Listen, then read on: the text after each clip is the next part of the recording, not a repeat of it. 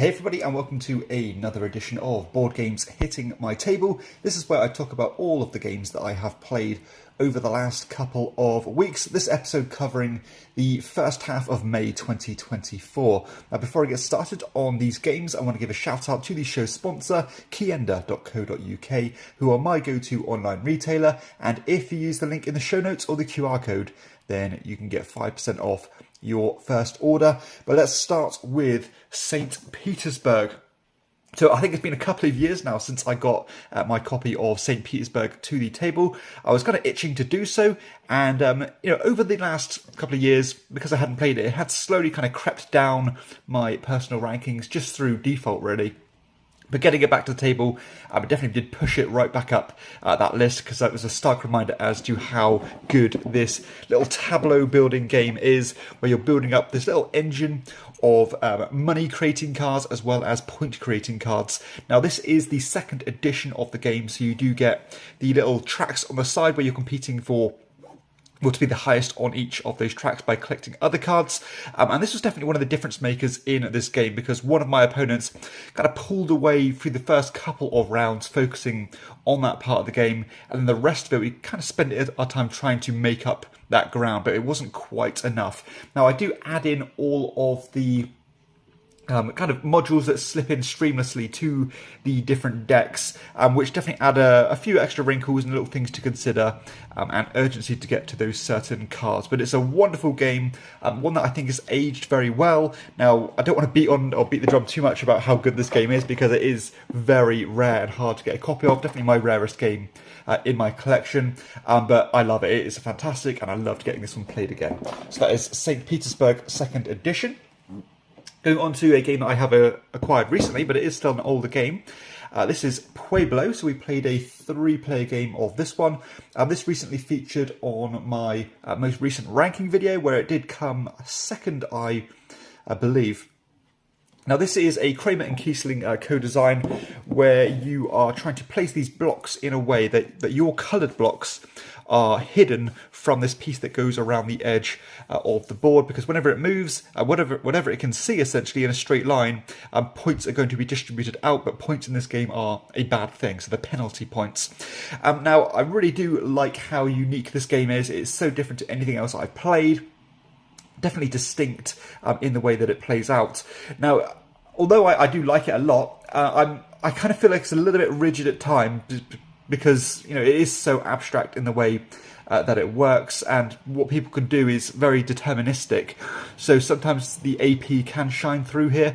Now there is quite an interesting variance where you can actually bid for player order by using those points. I have not tried that mode yet. I'm not quite sure if I'm willing to do so, because it's going to add so much more kind of fiddliness to the game, which is a game that flows really nicely without that. But I'm not sure if the gameplay and the decision space will increase that much more to warrant doing that. So I'm still in the air if I'm going to try that mode out or not. But I do like it. Again, it's definitely a gimmicky style game that feels so distinct. Is it up there with my favourite Kramer and Kiesling games? I don't think so, but it is still a very good one that I'm glad to have around. So that is Pueblo. Another game that I acquired from Mojito Studios from that same order was The Lost Code. So this one again did feature on my most recent ranking video, and I did put it, I think I put it below Pueblo at the time. I think at this time I rate this above Pueblo. So this is a deduction style game where you are trying to work out the code that's in front of you, because nobody else, or everybody else can see your numbers, but you can't see them, and you can see everybody else's numbers. And then you're basically using these dials to guess the total value of certain symbols in front of you. That dial system I think is fascinating. The first time I played this game, I had a bit of trouble with it, because I wasn't quite grokking the way that it worked, because your numbers are always chopping and changing. This time, understanding how it works mechanically, I definitely took to this game a lot better, and I did a lot better in terms of scoring and stuff. So now it's starting to gel. I'm enjoying it even more, and I think it is a wonderful deduction game. So that is The Lost Code. I played a 4-player game of Ingenius. So this is kind of one of my go-to Family Plus style games. It is abstract in the way that it works, which you can probably tell from the artwork and stuff. But this one, you are essentially placing these tiles on the board, and then trying to create kind of chains or straight lines of the same colour. And then you are moving all these different markers up on your player board, but it does have that classic Knizia scoring where your lowest of those 6 different colours is your final score. So you need to try to keep that tide line up with all of those different colours. And the board does quickly get swallowed up, so you want to be making sure that you're always nudging up your smallest one while those opportunities are still there. Now, we had a very tight game of this. I think there was only probably 2 points in between the winning player and the last player. So it was quite interesting how certain blocks of colours were scarce, and then the people who did quite well in those colours were using the other tiles to try and block them off to stop other people kind of leeching off those previous efforts. And it's just a really cool game, and one that I'm kind of increasingly enjoying. So that is Ingenius. Let's go into some fillers then. So I played a 2-player only game of Enchanted Plums. This one is one that I've really enjoyed, actually, but I've not managed to get this onto the table as much as I would have liked. So I thought, let's make a conscious effort to get this one to the table. It's a game where you're trying to play out these cards based on these colours, and you're kind of using this reverse pyramid effect where you're going, or you're decreasing in the cards in each of those rows, but you can only ever use colours based on what you've played on the top row. And there's this further twist where every card in the top row is worth negative points, everything after it is worth positive points, and if you complete the whole pyramid, then every card is worth an additional point. So it does have that kind of conflicting mechanisms of wanting to play the lower cards on top, wanting to go wider so you've got more options, but racing against the clock because time does quickly run out. I think this one is slowly creeping up as well for me. I think I'm quite confident or comfortable to give this one a recommendation now. I was always kind of sitting just below that, but I think at this point I'll give this one a commendation. Again, it's quite difficult to get a hold of, but definitely worth doing so if you're like your little card games. On to a more classic card game now. We played a 4-player game of No Thanks. It's been quite a while since I got this one to the table as well.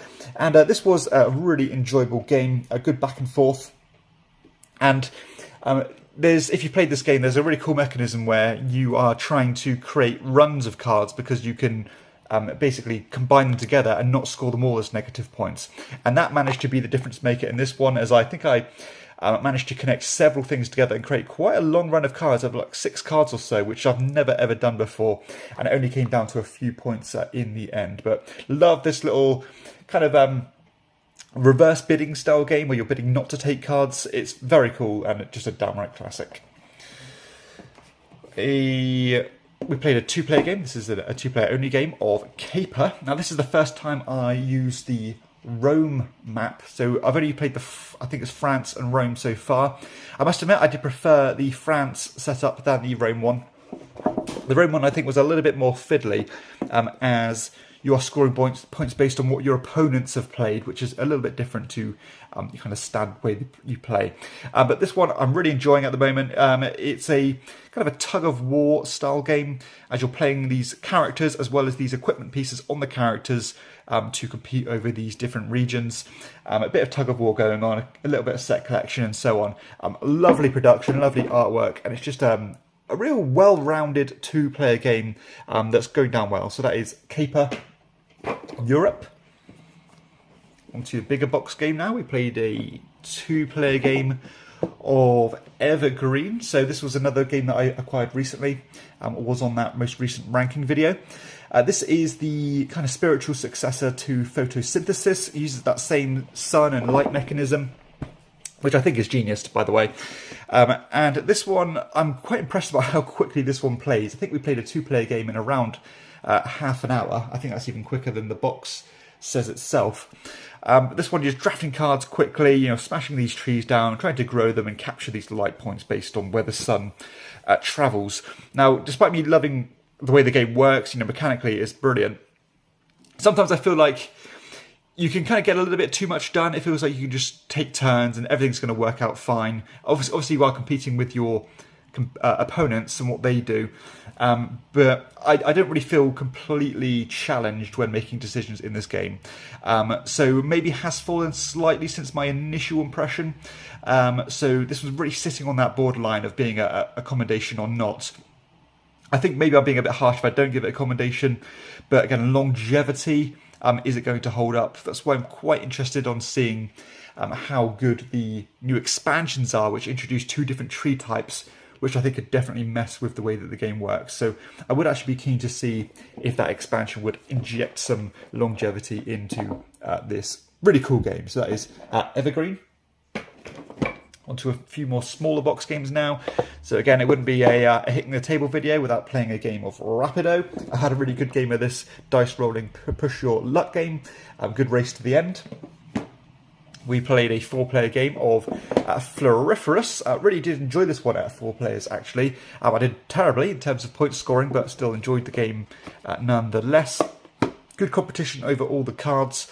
And yeah, lovely set collection game with an interesting drafting mechanism, which works a little bit like King Domino, where kind of if you pick the better cards in the previous round, you're going to be last in turn order in the next round. I love the way that works in this game, and it kind of auto balances itself. That good mixing of collecting the cards themselves with the scoring criteria cards. Just again, I think this game is pretty much faultless when it comes to being a well-rounded filler. So that is Floriferous. I played a 2-player game of Compromat. I also played a 2-player game of Get On Board using the original New York and London maps. Now I do also have the newest set of this, which I forget what the actual locations are. I think it's Rome and another place. But this one, I do love this kind of this Japanese game where you are trying to create these routes, collect these passengers, deposit them at the different locations. Normally I actually don't do very well at this game because the way that the scoring options work is quite... they butt heads in the way that they work, because normally you have this big route that you have to try and take and you get a bunch of points if you make all those stops. But if you want to do that, you're normally sacrificing depositing the actual customers off. This game, everything just seemed to fall on my lap and it worked out. So I think one of the best performances I've had, actually, which is quite nice, and I inadvertently did so because I'm not very good at this game at all. But wonderful filler game, that is Get On Board. On to the last couple now then. I played I think it was a 2-player only game of Earth. So Earth, another game I did give a commendation to, which I was somewhat on the borderline with again, on the fence, because I did rate this one a 7. I'm definitely fall lower on that rating than a lot of people do with this one, because this has been just a colossal hit with a lot of people, and I can certainly see why, because there are so many different scoring options that you are juggling. Lots of cool cards. I love the interaction in this game where anybody takes an action, you're getting a follow-up action, so you're always engaged with this one. But this one leaves the similar impression to Evergreen with me, where it's just a little bit loose at times. It feels like you can always afford what you want to do, and because of the way that the game ends in terms of when somebody's completed their grid, that's going to trigger the end of the game. Sometimes it feels like I'm just rushing to catch my opponent off guard, and I normally don't enjoy games when you are encouraged to rush in that way. So although I like 80% of this game, I just feel it's a little bit loose at times.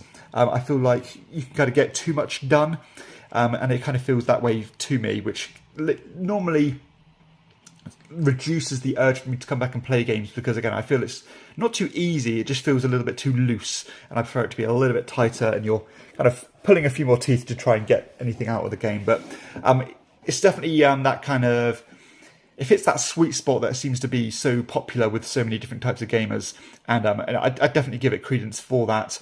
But I'm not sure if I'm willing to put my name against a commendation at this point. I probably should put it just below that, at about 6.5 out of 10, rather than that 7. So yeah, I'm not sure if this one's going to stick around much longer, because again, I feel it's a little bit too loosey-goosey. And only one more game now, while I put Earth away. We got one more game, and this went down really well. We played a 2-player game of Nraam. So this is a Stefan Feld game. You know, if you watch my channel regularly, you know how much of a Stefan Feld fanboy I am. Now, I used to own Notre Dame many years ago, and I actually managed, or ended up parting with this one because I thought, no, I'd seen everything. I was leaning towards heavier Feld games than Notre Dame, and since then I've kind of reverted back to those lighter, tighter games. Notre Dame, after reacquiring this one and getting it played for the first time since I reacquired it, boy oh boy did I enjoy this. What a wonderful game this is. I think it's up there with some of his best games, to be honest. It is such a wonderful drafting game where you are investing in your engine by kind of putting more and more cubes in these different action spots to increase your yield of those particular actions. So, for example, you might want to draft the points card. When you play the points card, you'll get 1 point. When you play it again, you'll get 2 points, then 3 points, then 4 points. And it can really ramp up. At the same time, you are trying to race to all these different bonus tokens spread across the board. You're competing for majority, and when it comes to the Notre Dame Cathedral in the centre of the board, you're trying to fight off these rat threats by increasing your ability to fight them off. So much you need to juggle here in a very few rounds, actually. So I love the way that you cannot get everything done in this game because there's simply not enough time. And yeah, it just works like clockwork. I love it. I think it's absolutely fantastic, and it certainly has climbed way back up my ranks after playing this after so long.